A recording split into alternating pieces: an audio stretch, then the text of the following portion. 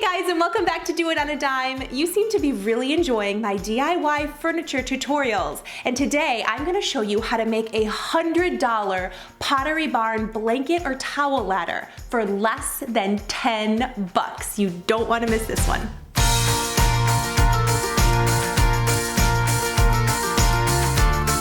So my friend Jess and I headed to the hardware store to pick up the supplies. Hi.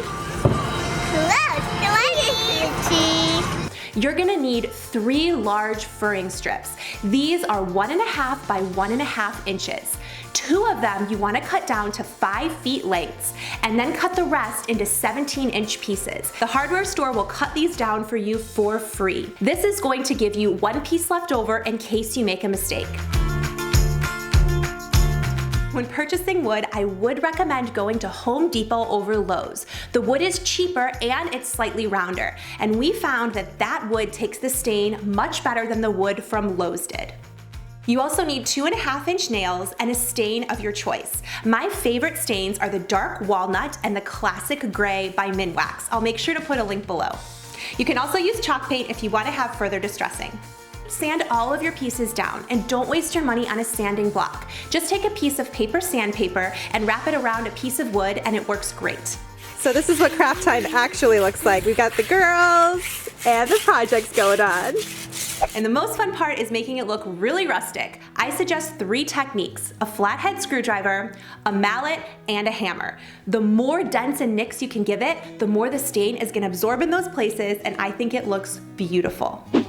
It's really, that's the Pottery Barn feel. Yeah, yep. That's a really important step. Now you're ready to assemble your ladder. Measure 3 inches down from the top and drill a pilot hole. And then you're gonna drill a hole right into the side of one of your rungs.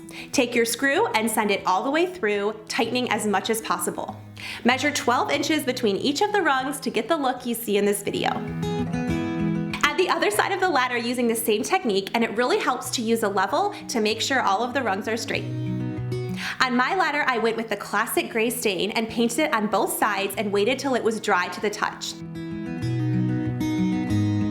And then I took a little bit of Annie Sloan chalk paint. You can use 2 methods, either a dry brush method, where you just put a little bit on a brush and dab it, or you can even put some on a piece of wood and then knock it against the ladder. And that's just gonna pick up the paint on the places where the wood stands out. They're 2 different techniques, but equally as beautiful. The ladder turned out absolutely stunning, and it is the perfect place to keep blankets. Even more that each person's project turns out a little bit different. Jess decided to go with the dark walnut stain, and it looks so beautiful in her house. And she even went over it with a bit of polyurethane coat, and that gives it a little bit of extra sheen so it looks super high-end. You really can make furniture for your house with less than $10 and in less than an hour. If you enjoyed this video, definitely leave it a thumbs up, and I know you want to see more like it. Subscribe, and I will catch you in the next one. Bye guys.